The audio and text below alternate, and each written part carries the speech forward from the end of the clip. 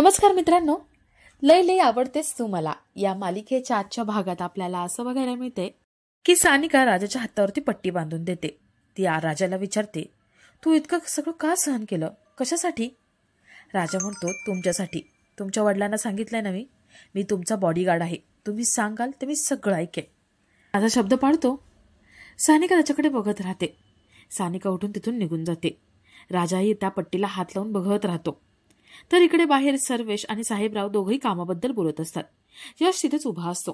यश मुद्दाम राजाला घरातून कसं हकलवता येईल याच्या विचारात असतो. तो मुद्दाम साहेबरावांना काही बाई सांगत असतो. तर सानिका तिथेच उभी असते. ती साहेबरावांकडे टक लावून बघत असते. साहेबराव विचारतात, का ग सानिका, असं का बघतेस? सानिका म्हणते, पप्पा तुमची कामं कधी होत आहेत आणि तुम्ही फ्री कधी होत आहेत ना याची वाट बघते. साहेबराव म्हणतात, झालो फ्री, सांग काय करायचंय? सानिका म्हणते, पप्पा माझं खूप महत्वाचं काम आहे तुमच्याकडे, पण तुम्हाला वेळच नसतो ना, सारखं काम काम काम. साहेबराव म्हणतात, बोल आता काय करायचे? सानिका मोठ्याने मम्मीला आवाज देते आणि पंकजा मम्मी दोघी तिथे येतात. सानिका म्हणते, आता चला माझ्यासोबत. साहेबराव विचारतात, कुठे जायचंय?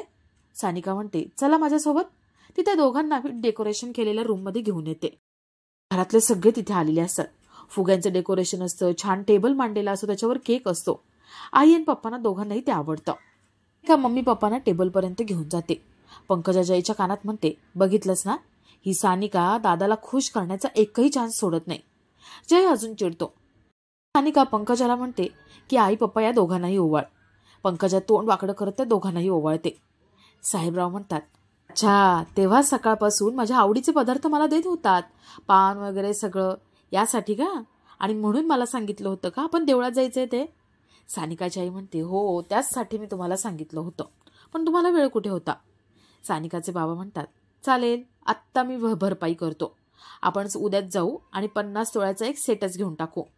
पंकजा म्हणते, अरे दादा, उद्या घेऊन काय होणार आहे? गिफ्ट तर आज दिलं पाहिजे ना. आज तर तू गिफ्टच दिलं नाहीये. तेवढं तिथे राजा येतो. राजा म्हणतो, नाही गिफ्ट आणलंय ना, मला साहेबांनी आधीच गिफ्ट आणायला सांगितलं होतं. राजा पुढे येतो आणि तो साहेबरावांजवळ येऊन गजरा देतो. तो म्हणतो, सॉरी, जरा उशीर झाला. साहेबरावांना खूप चांगलं वाटतं. राजाला आपली इतकी काळजी आहे आणि तो आपल्यासाठी इतकं करतो म्हणून त्यांना चांगलं वाटतं. सानिका म्हणते, पप्पा आता मम्मीच्या केसात गजरा माळून द्या तुम्ही. साहेबराव गजरा माळून देतात आणि सानिका म्हणते, चला केक कट करायचा का? आई बाबा दोघंही मिळून केक कट करतात. सानिकाची आई सानिकाच्या बाबांच्या हातावरती देवाचा रक्षा धागा बांधते. केक कट करून होतो, एकमेकांना गिफ्ट देऊन होतं. सानिका म्हणते, आता सेलिब्रेशन झालंच पाहिजे. चला आता मम्मी तू सुंदरसं गाणं गायचे. सानिकाची मम्मी गाणं गात असते आणि सगळे एन्जॉय करत असतात. सानिकाच्या अंगावरती चुकून ज्यूस सांडतो आणि ती साफ करण्यासाठी किचनमध्ये जाते. राजा तिचा बॉडीगार्ड म्हणून तोही तिच्या मागे मागे जातो. पंकजाने सानिकाला सांगून ठेवलेलं असतं की येताना वेफर्स घेऊन ये. सानिका राजाला म्हणते, राजा मला खरं खरं सांग, पप्पानी तुला सांगितलं नव्हतं ना गजरा आणायला, तू स्वतःच्या मनाने आणलास ना? राजा हो म्हणतो आणि दोघंही केक वेफर्स सगळे डिशमध्ये काढत असतात. तेवढ्यात राजाचा धक्का लागतो आणि वेफर्स खाली पडतात. सानिका राजा दोघंही वेफर्स उचलत असतात. त्याच्या हाताला केक लागलेला असतो आणि तिचं लक्षच नसतं. सानिका गालावरून हात फिरवते आणि तिच्या गालाला केक लागतो.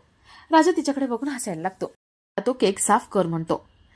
सानिका गालावरचा केक साफ करण्याचा प्रयत्न करते पण तिला काही जमत नाही. मोबाईलचा कॅमेरा ऑन करतो आणि सानिकाला दाखवतो. सानिका ते बघून पुसते. राजा तिच्यावरती खूप हसत असतो म्हणून सानिका केक घेते आणि राजाच्या गालाला लावते. ते दोघांचीही केकची मस्करी चालू असते. एकमेकांच्या गालाला ते केक लावत असतात. तर इकडे पंकजा सर्वेशला म्हणते, सर्वेश इकडे छान मैफिल रंगली आहे ना? अरे पण तिकडच्या मैफिलीचं काय, आपण इथे रंगलोय, आपण इथे हरवून गेलोय, पण तिकडे वेगळीच मैफिल चालू असेल तर जा बघ जा. सर्वेशला कोणाचा तरी फोन येतो आणि तो फोन घेऊन बाहेर जातो. तो किचनमध्ये येऊन बघतो तर सानिका केकवरून पडणार असते आणि तिचा पाय घसरलेला असतो. त्याच्या अंगावर पडते. राजा सानिका एकमेकांकडे बघत राहतात. सर्वेशच्या दोघांनाही आवाज देतो. तो खूप चिडलेला असतो. सानिका स्वतःला सावरते आणि तिथून बाहेर पडते. सर्वेश म्हणतो, सानिका जरा सांभाळून, पाय घसरला होता ना तुझा? सानिका म्हणते, हो. सर्वेश राजाकडे रागाने बघत असतो. राजा तिथून बाहेर जातो आणि आपल्या त्या कार्यक्रमामध्ये जॉईन होतो. थोड्या वेळाने तो कार्यक्रम पार पडतो.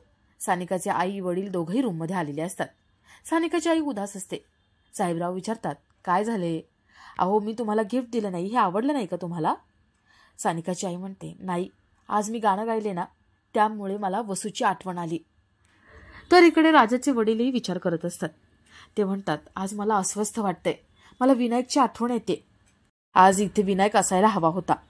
तर इकडे साहेबराव म्हणतात, आता होती वगैरे बोलून काही फायदा नाहीये, जे झालंय ते झालं.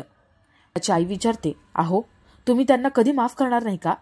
हे कळशीगाव यांच्यातलं वैर कधीच मिटणार नाही का?